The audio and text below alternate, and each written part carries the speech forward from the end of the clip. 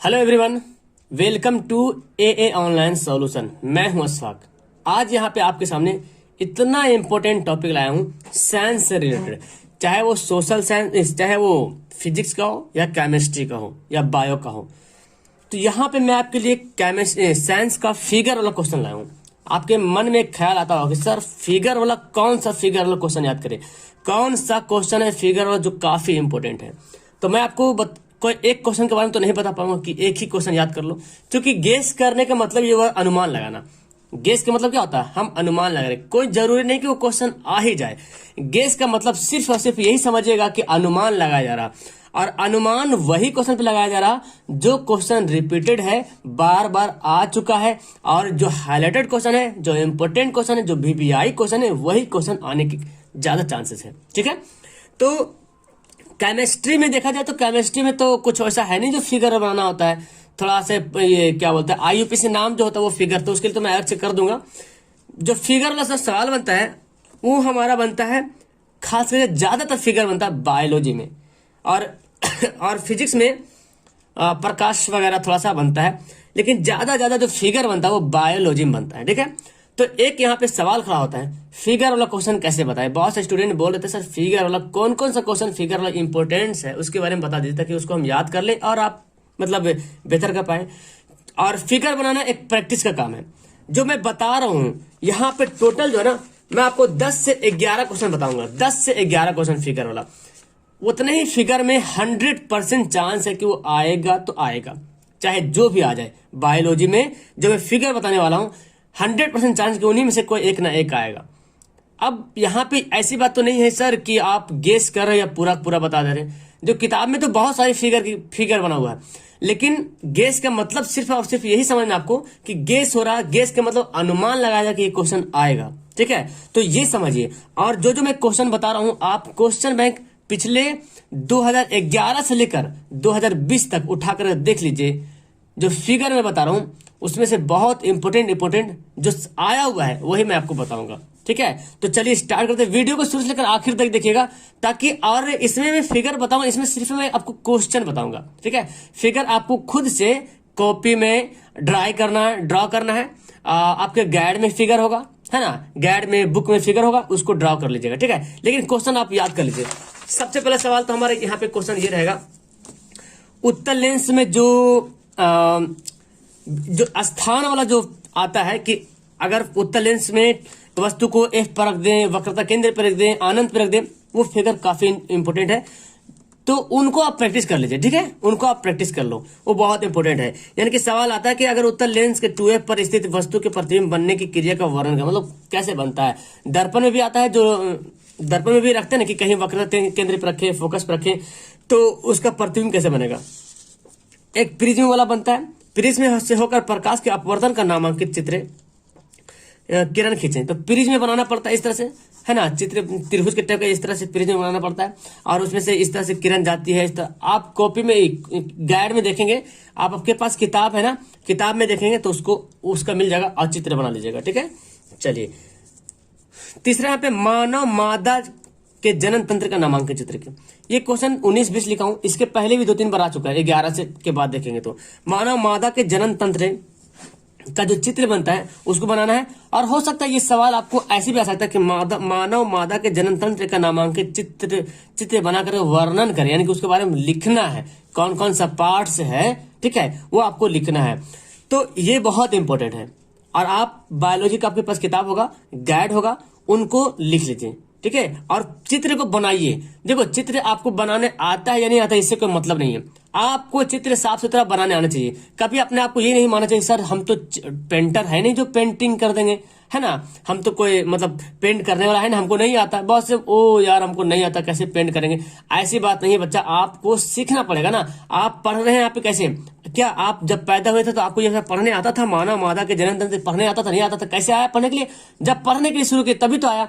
तो फिगर आप बनाने के लिए शुरू कीजिए ना, आप पेन से लग के उसको बनाइए, चाहे जैसे बनाइए, 1 बार बनाइए, 2 बार बनाइए, 10 बार बनाइए, 15 बार बनाइए, जब तक बनाने के लिए नहीं आ जाए। और बना करके आप जब बनाने के लिए आ जाएगा ना तो उसका पार्ट्स का नाम भी आपको याद हो जाएगा, और उसका जो क्रिया वगैरह तो सारा कुछ आपको याद हो जाएगा।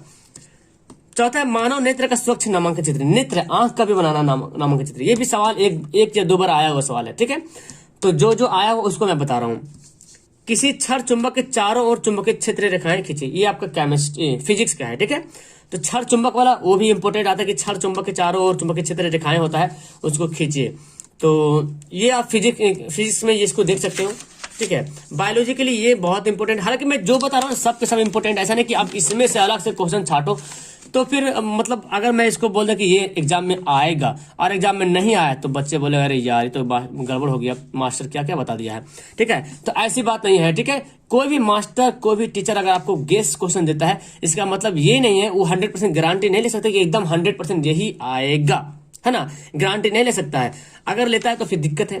तो मतलब वो गेस देता है ताकि बच्चा कम से कम इसी बहाना तो उसको पढ़ ले, अच्छे तरीके से समझ ले, तो कम से कम अच्छे तरीके से एग्जाम में आ जाएगा तो लिख देगा, है ना। तंत्रिका तंत्र, न्यूरॉन, मैं बहुत अच्छी तरीके से आपको बताया था न्यूरॉन की तंत्रिका तंत्र के चित्र बनाना है। आप देखो यहाँ पे वर्णन करने वाला भी आ सकता है, तो वर्णन करने के लिए आप उसको देख लीजिए क्रियाकलाप जो भी, हालांकि मैं इसको बताया हूँ आपको बहुत अच्छी तरीके से, क्रिया कैसे न्यूरॉन की क्रिया, मतलब पार्ट्स का नाम और कौन कौन पार्ट्स का, जो पार्ट्स है न्यूरॉन में जो पार्ट्स है उन पार्ट्स का नाम क्या क्या है, ये मैं आपको बताया था। चित्र, ये तो सबसे हल्का चित्र मेरे ख्याल से न्यूरॉन का है, आप मेरे ख्याल से 3-4 बार बनाइएगा ना तो आपको बनाने के लिए आ जाएगा। पुष्पी पौधे में निषेचन क्रिया का चित्र वर्णन करना, पुष्पी पौधों में मैं आपको बताया था कि फूल बनाते हैं ना, फूल में जो निषेचन क्रिया होता है उसके बारे में, अब ये भी आप बना लीजिए। अच्छा एक बात तो इतना याद रखिए, जब आप फिगर बनाइएगा ना, जब आप फिगर बनाइएगा तो उसका जो चित्र बनेगा ना, उसका जो पार्ट्स का नाम लिखिएगा सबका, ठीक है। और उसके बाद फिर आप जो डिटेल्स जहां पे दिया हुआ किताब में या गाइड में, तो उसको पढ़िएगा कि कौन सा पार्ट्स का कौन सा काम है। और जब चित्र बनाने घड़ी जब पार्ट्स लिखिएगा तो वो माइंड में रिकॉल कीजिएगा, अच्छा ये पार्ट्स का ये काम है, तो फिर आपको ज्यादा रटने की जरूरत नहीं पड़ेगा। मानव मस्तिष्क का नामांकन चित्र बहुत इंपॉर्टेंट, मानव मस्तिष्क के बारे में ये भी आपको लिखना है, बनाना है। मानव नेफ्रॉन, ठीक है, जो वृक्क का एक भाग है, नेफ्रॉन वृक्क की रचनात्मक क्रियात्मक इकाई बोलते हैं हम लोग, तो नेफ्रॉन की चित्र बनाना है। और मानव नेफ्रॉन और न्यूरॉन बहुत इंपॉर्टेंट, न्यूरॉन भी बहुत बड़ा है, नेफ्रॉन भी बहुत बड़ा है, मानव जनन तंत्र भी बहुत, मानव मादा जनन तंत्र बहुत बड़ा है, तो इसको आप बनाना है। वृक्क का नामांकन चित्र, तो वृक्क और नेफ्रॉन ये दोनों मतलब फिगर अलग अलग है ना, लेसन वही है, तो इसका अलग से चित्र आता है कि नेफ्रॉन के चित्र बनाइए और उसका वर्णन कीजिए, तो आपको बनाना है, वर्णन करना है। मानव पाचन तंत्र का नामांकन चित्र बनाए, पाचन तंत्र जो समझते डाइजेशन सिस्टम होता है, पाचन तंत्र, उसका नामांकन चित्र बनाना है। और अगर आ जाए मानव पाचन तंत्र का नामांकन चित्र बना करके उसको वर्णन कीजिए तो उसको वर्णन कर सकते हैं। तो इस सवाल में यहाँ पे जो मैं सवाल 11 क्वेश्चन बताया हूँ, इसमें से क्या आपके पास अगर अवेलेबल है, आपके पास बुक है, गाइड है, तो आप बना लीजिए। और अगर आपके पास नहीं है तो मेरे पास कमेंट कीजिए, मैं एक वीडियो में एक बनाने की कोशिश करूंगा, बिकॉज एक ही वीडियो में सबको बनाना इम्पॉसिबल है ना। तो एक वीडियो में एक क्वेश्चन को मैं लाने की कोशिश करूंगा ताकि आपका हल यहाँ पे निकल जाए, ठीक है। तो अच्छा आप मुझे ये कमेंट करके बताएंगे जी कि यहाँ पे 11 सवाल में से आपको कितना सवाल आता है। 11 सवाल में से अब तक तो कुछ ना कुछ तो बनाने आया ही होगा, कुछ ना कुछ तो आपको बनाने आ ही गया होगा कि फिगर कैसे बना, कौन नेफ्रॉन का, न्यूरॉन का, मस्तिष्क का, बहुत का फिगर तो आप ट्राई कर चुके हो, प्रैक्टिस कर चुके हो।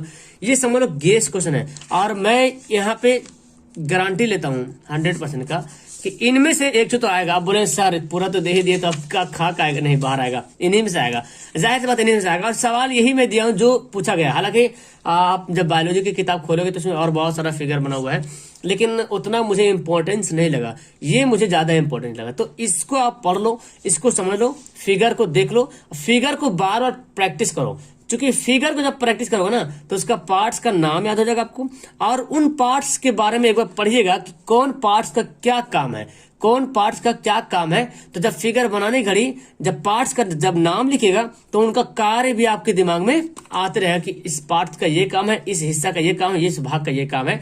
तब इससे होगा ये कि आपको ज्यादा मेहनत करने की जरूरत नहीं पड़ेगी, आप अपना मतलब जो है खुद से बनाओगे और समझ में आ जाएगा, बनाओगे समझ में आ जाएगा। आप इसको हिसाब से आप जो लिखना है आराम से लिखिएगा, तो वो जो लिखिएगा ना, वो जो लिखिएगा एकदम आपका अपना होगा, किसी दूसरे का नहीं, किताबी का नहीं होगा, ठीक है।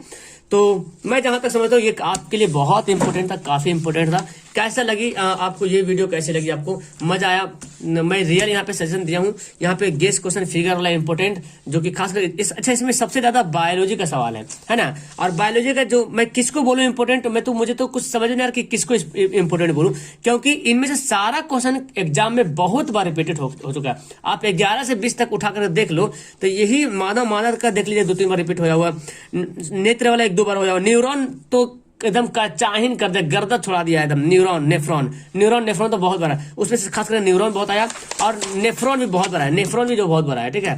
तो ये सब है इंपॉर्टेंट है। बाकी पाचन तंत्र, मस्तिष्क वगैरह भी देख लीजिए, क्योंकि जब गेहूं पिसा ही रहा तो जौ पिसाने में क्या दिक्कत है, गेहूं के साथ जौ भी पिसा जाए, है ना। तो अभी आपके पास इतना टाइम है, अभी कुछ टाइम बाकी है, बहुत टाइम है। आप प्रैक्टिस करो, एक दिन में एक ही फिगर का प्रैक्टिस करो, ठीक है। ज्यादा टाइम मत दो, एक घंटा, आधा घंटा, 15-20 मिनट टाइम दो, बस काफी है, ठीक है। फिर कल होके दो, बस काफी, उतना ही बना लो। हम मुझे पता है कि आप छाप तो नहीं दोगे, जैसे बनाओगे, लेकिन मतलब उस ढांचा में बना देना आपको, और उसका पार्ट्स का नाम आपको याद। अरे जब 10 नंबर का सवाल या 5 नंबर का सवाल रहेगा तो 5 नंबर नहीं मिले तो कम से कम 3 नंबर तो मिलेगा, है ना। इतना तो कर सकते हैं, तो कम से कम इतना कीजिए। चलिए, तो रेडी हो जाइए सभी का फिगर देखने के लिए। अगर आपको इनमें से किसी को नहीं आता है तो मुझे मैसेज करें, कमेंट करें, मैं आपका कमेंट का रिप्लाई करूंगा, और कोशिश करूंगा कि इस क्वेश्चन से रिलेटेड मैं इसका आंसर बता पाऊं। ओके, मिलता हूं नेक्स्ट वीडियो में जी। That's all, thank you everyone, bye.